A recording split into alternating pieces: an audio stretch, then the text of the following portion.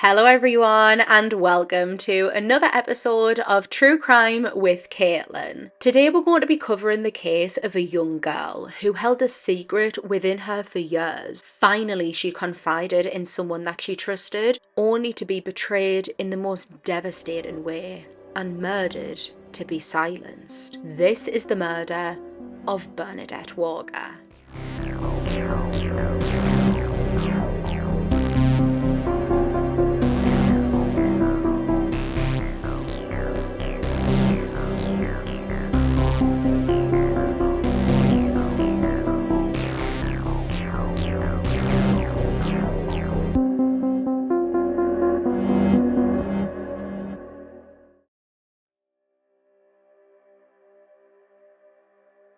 On the 21st of July 2020, police in Peterborough would receive a 999 call from Sarah Walker reporting her teenage daughter Bernadette missing. Just a couple of days prior, Bernadette, who went by B, ran away from home.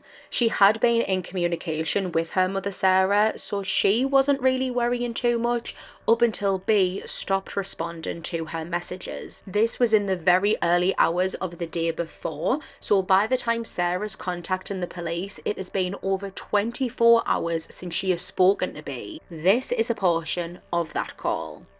Hiya, it's Mrs. Walker. I'm just ringing to report my 17-year-old daughter missing.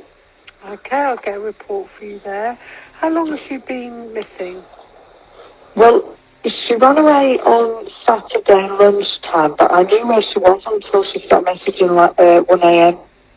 Yesterday morning. Right. So she stopped messaging 1 a.m. yesterday morning? Yeah, and I gave her the day to sort of stew it out a bit because it's not the first time she's done it. Mm-hmm. And then, of course, I've become aware of the fact that she's not where she told us she was, so obviously I'm trying phoning now. No, that's fine. What we can do then for you is we can get that raised. Bear with me a second and we'll start raising the missing from home report. B was a 17-year-old photography student attending Peterborough College. She grew up within a very busy home. She was one of 10 children in the house. Her mother was Sarah Walker and Scott Walker was her stepdad, but by every definition of the word, he was her father, albeit not biological. Scott and Sarah got together when B was knee-high, and so he raised B and the children as his own, and they all called him Dad. B would be described as shy, but once you got to know her, she really opened up and you'd get a taste of her bubbly, crazy, funny, wacky personality. She was artistic, creative, she was ambitious, she wanted to become a famous professional photographer going all around the US taking photos. Her creativeness she reflected in her looks and her fashion. She wasn't afraid to sport brightly coloured hair and makeup. B's friends would describe her as free-spirited, supportive, and in general a really good friend. She was an avid user of social media. She loved the Snapchat and Instagram filters and posting stories and statuses, letting everyone know what she was up to. By mid-2020, however, one of her friends noticed that on her close friend story, B's mood seemed to have shifted. She seemed to be experiencing a bout of depression, and when they swiped up asking what was going on, B said that she couldn't say, and this friend respected B's boundaries and didn't pry any further. Sarah would explain to the operator on the phone that on the 18th of July, Scott had gone to collect B from her grandparents' house after she had stayed there the night before. They lived in the Warrington area, so that's a just over 10-minute car journey from the family home in Century Square. Scott picked B up at around 11 a.m. and on their way home he pulled over to roll a rollie to roll a cigarette, when something happened. B became really upset and she would fling open the car door and started sprinting away. As quickly as he could, Scott went after her, but before he knew it, she was gone. He would spend the next hour or so searching around the nearby area looking for B before eventually making his way back home. Upon hearing what had happened, Sarah was slightly concerned, but it was actually her who told Scott to stop searching and just come back home because he would be driving all around Peterborough looking for her. B soon reached out and started texting Sarah, seeming apologetic, but saying that she wasn't ready to come home. She would be staying at a friend's house, which I guess Sarah was satisfied with, up until B stopped replying to messages, and so Sarah eventually contacted the police. Sarah would then take to social media, writing frantic statuses about B's disappearance and if anyone knew anything or anyone knew where she was. She appeared to be sick with worry and desperately wanted to find her daughter. This was a shock to the small Century Square community because here everyone knew everyone and they were also familiar with B and just couldn't believe it when they heard that she had gone missing. Missing person posters were created, one of them even showing a £5,000 reward up for grabs in exchange for information. Quickly, news of B's disappearance circulated online and everyone in the area knew her name, knew her face and knew to be on the lookout for her. Officers would receive several tips and leads and sightings of B, all being ones that they followed up on, but all of them being fruitless. The investigators would collect some of B's personal items from the home, including her toothbrush and her hairbrush,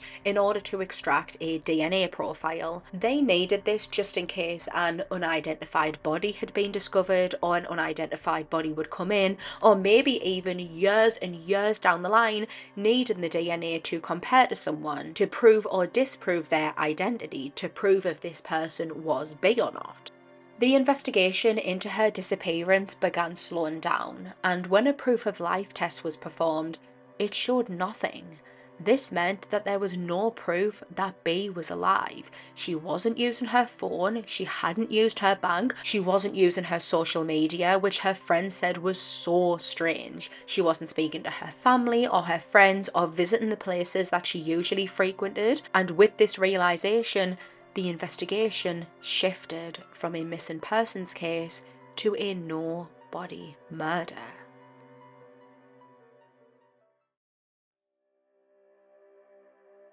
By September of 2020, 6 weeks into B's disappearance, the investigation began to shift from a missing persons to a no-body murder. It was difficult though because B didn't have any enemies, or to the detective's knowledge, she wasn't in any conflict with someone who would want to murder her. She seemed to be someone who kept themselves to themselves and stayed out of trouble. Extensive searches were being conducted around Peterborough and the fens surrounding it. I didn't know what they were, so the fens are bits of flat, low-lying land that used to be like marshy or swampy and just wet in general. So long, narrow, thin ditches were built into the land to prevent it from flooding, and so there are several of these ditches all across the fens and they all crisscross and they're entwined here and there. They were extensively searched with divers despite the difficulties of it, but they came up with nothing. The detectives began to dig deeper into B and who she was and who was surrounding her. They questioned friends and family more thoroughly, and this is when they received intelligence that changed everything. They learned that on the 17th of July 2020, so 4 days before the 999 call, B had sat down with her mother Sarah, ready to get something off of her chest that she had been carrying for years. B confided in Sarah that Scott had been sexually abusing her for a very long time, since she was just a little girl. Upon hearing this, instead of being supportive, compassionate, devastated that the man she had spent so many years with had betrayed her trust like that and been harming her daughter, and asking B what she wanted to do next, Sarah branded her daughter a liar. B detailed this in a diary entry saying, quote, "Told my mum about my dad and the abuse. She called me a liar and threatened to kill me if I told the police." The two would get into such a fiery argument that B was told to leave, and so that is when she went to spend the night at her grandparents' house. Of course, the investigators immediately began to follow up on this lead, and then they started to notice glaring holes in Scott's story. He initially claimed that after collecting B, he had pulled over to roll a rollie, but now he couldn't exactly remember where he pulled over, or where or what direction B had ran in, or where he had apparently searched for her for over an hour. He just couldn't remember where that was. He picked B up at around 11 a.m. and from 11:23 to 12:54 his usually switched on and active phone was turned off. Why would he want to turn off his phone other than to conceal where he was? On the 10th of September, police would arrive at the Century Square home and arrested 51-year-old Scott Walker on suspicion of sexual assault of a child and controlling and coercive behaviour. The first thing that he does upon hearing that he has been arrested for such horrible, extreme charges isn't denial or being in complete shock, but he's asking to see Sarah. When he's told that no, he can't see Sarah, he then starts to tell the officers that B was lying. Here is an audio clip from that arrest. It's 5 minutes past 2, I'm arrested with suspicion of sexual assault of a child and controlling coercive behaviour, okay? Can I just see Sarah? No, not at the moment. No? No. Explain to her what's happened. We'll explain to her once you get to No, it's all the kids. I mean, we know all about the accusations and stuff. And 2 of the boys, they both heard her saying what she was lying about it. What you need to do is let my colleague give you a search, okay? Over the course of the next 2 days, Scott would be interviewed 5 times, and most of his responses throughout his interviews would be no comment. Sarah was brought in to see if she knew anything further, but nothing much new was learned from her. Here is a clip of Sarah during one of her interviews. This is after she is being questioned to see if she has any more insight into the day that B went missing, and to me, she just sounds so unbothered, ? I don't know, she just doesn't sound right for someone whose daughter is literally missing. They have no idea where she is, and now her partner has been arrested, accused of sexually abusing her. Here is the clip, take a listen for yourselves, see what you think. Did he tell you his route that he took? He'd stopped on this certain street and he'd got out to go look for her, and he was out of breath, and he says, I'm looking for her now, walking around. And by this point, he must have been looking for her for about an hour. And I said, well, you might as well come back, because you could be driving all the way around Peterborough and not find her. I said, she's got a phone, hasn't she? And he went, yeah, she had it in her hand when she got out of the car. He said, I pulled over to have a cigarette, and she got out, and she just ran off. I was like, well, what did you say to her? And he said, well, I'll be honest. He says, I did actually ask her why she lied. Detectives would uncover text messages between B and Sarah, the messages being sent after B had ran away. Within the texts, she is apologising to Sarah for lying about accusing Scott, saying that she's sorry for causing so much trouble and could they forgive her. Sarah said yes, she told her to come home, but B wasn't ready to. The text messages were forensically analysed by a linguistics expert, someone who is an expert in language, the way people talk, the way that they phrase things, and so by knock-on effect, the way that they text. And I just absolutely love researching and learning about all of the different investigative techniques, especially ones like this one. So this expert was provided with a thread of text messages which were absolutely sent by B, and he was tasked to determine if she was the one that sent those text messages to Sarah after she had ran away, if they were consistent with how she usually spoke, and the expert determined that they weren't. Investigators could also see that after B disappeared, her phone had been topped up. She was on pay-as-you-go. They tracked down which shop the credit was purchased from, and they reviewed the CCTV to see who had bought the top-up. And it was none other than Sarah. Sarah had possession of B's phone and was the one that was topping it up while buying a bottle of milk. We would soon learn that she, Sarah and Scott were the ones who sent those messages.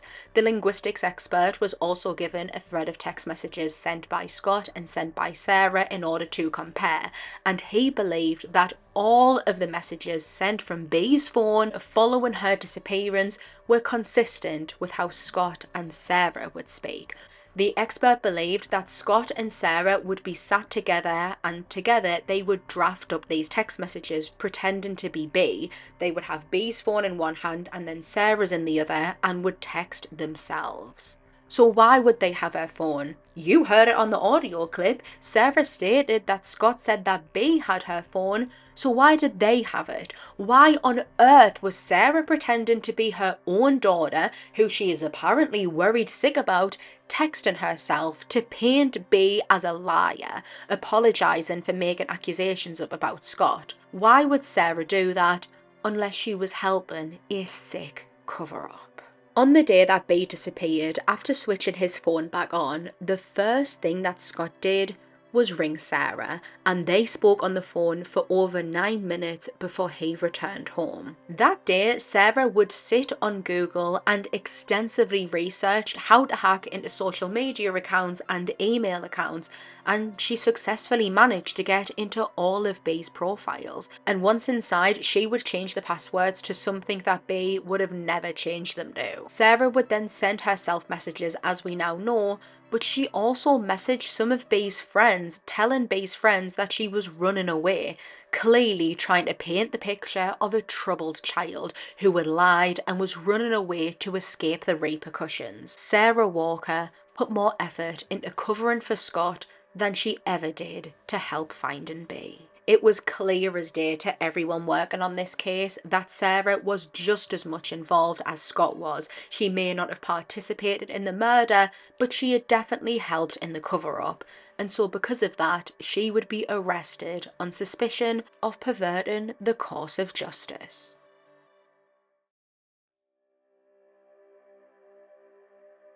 Data extracted from Scott's phone would lead investigators to their big break. Now, they did believe that something horrible had happened to B, and likely Scott had killed her, but without a body, it would be really hard to prove in court, so the investigators really needed evidence of the sexual assault claims. This would give them something that would concretely give Scott a motive to want to get rid of B. The day of the murder and a few days following, phone data showed that Scott would go back and forth to this sort of outdoor locked up garage that the family used. He would visit it multiple times a day, sometimes even going in the middle of the night, and a lot of the time he was accompanied by Sarah. The investigators thought that maybe after murdering B, Scott had brought her body back to this garage, and so they forensically searched it, but they couldn't find any evidence to back up their hunch. What they did discover though was B's backpack, and inside of that, her diary, which would become a damning piece of evidence and gave the investigators exactly what they needed. I did already read you a portion of one of the entries earlier. I am now going to read that entry in full. B wrote, quote, "Told Mum about my dad and the abuse. She called me a liar and threatened to kill me if I told the police. She said that the other kids matter more. I love feeling unwanted. I feel nothing right now because I always thought Mum would help deal with it and it would all go away. But no, he's still here telling me that I made it up. What kind of parents wouldn't believe their own daughter? But it's fine. I'm going to pretend I'm okay till I leave home, then I'll block them out of my life. I'd rather say I'm an orphan than say I have abusive parents who couldn't give a shit about me or what happens to me. If I was brave enough, I probably would have already left or just killed myself."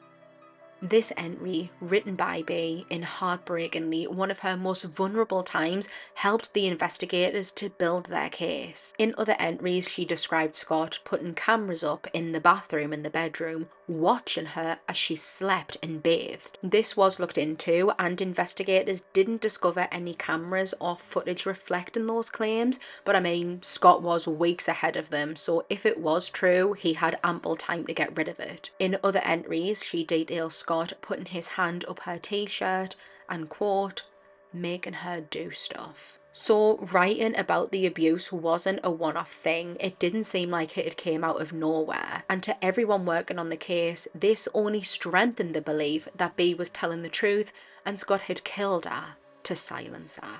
The nobody murder trial would begin at Cambridge Crown Court in June 2021. During the trial, the prosecution told the jury what they believed happened, and that is as follows. At around 11 AM on the 18th of July, Scott would leave the family home in Century Square, Peterborough, to go to his parents' house to pick B up. She climbed into his Mercedes van and then they drove off. During the short journey back home, Scott pulled over, and as he started rolling a rollie, he confronted B about the accusations that she had made the night before, calling her a liar. The prosecution believed that B wasn't going to back down to Scott, and she told him, she was adamant in fact, that she was going to go to the police or tell someone else that she wasn't lying and that he had abused her, and in a rage, Scott attacked her. The prosecution believed that Scott viciously beat B before then strangling her to death and dumping her body. Scott Walker would take the stand in his own defence, and he was described as limping as he walked to the stand. He then tried to make on that it would have been impossible for him to 1. Beat B and strangle her to death, and 2. Dispose of her body, because he had a bad back or a bad leg or something like that. Yet after B's disappearance, Scott had posted several TikToks of himself dancing, appearing in good health. On one of them, I think he's dancing on the roof of a van, so his story of limping and being in pain was unbelievable to the jury. At the end of the trial, the jury would come back with their verdict. Prosecutors, detectives, investigators, and everyone who was involved in this case held their breath as they awaited. Going ahead with a no-body homicide is incredibly difficult, and thanks to the double jeopardy law, they really only get one shot. So, when the jury found Scott Walker guilty of the murder of Bernadette Walker, they felt relief and felt like they had gotten justice. From inside the courtroom, however, Sarah began to scream, cry, and telling them that they were wrong and that B wasn't dead. Scott Walker would be handed a sentence of life imprisonment with a minimum of 32 years to serve. Sarah Walker would be convicted of perverting the course of justice for her part in concealing the disappearance and the murder, and she was handed a sentence of 6 years imprisonment.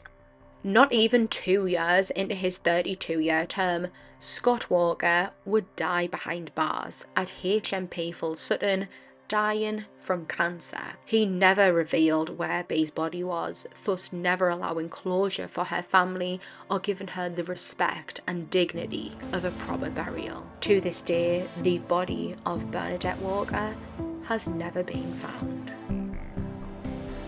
Thank you all so much for tuning in with me for today's episode. Please make sure to follow the podcast wherever you're listening so that you'll be notified every time I upload a brand new true crime case. Make sure to follow the podcast on Instagram at TrueCrimeCaitlyn, where I'll be posting images relating to today's case. Thank you all so much again for tuning in, and I'll see you all on the next one.